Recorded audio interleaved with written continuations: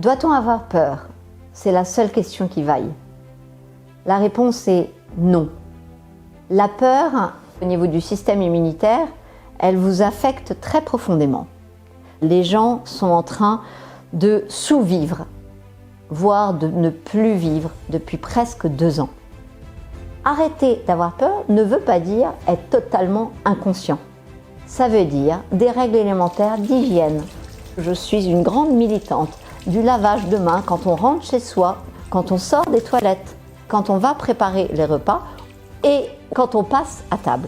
Maintenant, la 5e vague, on peut toujours continuer à parler de ces vagues. Santé publique France publie désormais une réduction de moitié du nombre de décès Covid que nous avons vécu en 2020. Cela veut dire que ces chiffres sont l'occasion de différentes manipulations. Je peux le comprendre parce qu'il y a une difficulté à dire est-ce qu'il est mort du Covid réellement ou pas. Force est de constater que ça n'est pas raisonnable de continuer à parler de vagues. La deuxième éventuellement, parce qu'effectivement il y avait cet effet à cause du confinement, que le virus n'avait pas circulé partout, plus le fait de l'hiver qui a fait qu'on a eu un petit rebond, mais un petit rebond tellement moindre que l'épidémie. En revanche, 3e, 4e et maintenant 5e vague, démontrez-moi son existence avec des chiffres qui ne vont pas changer du jour au lendemain.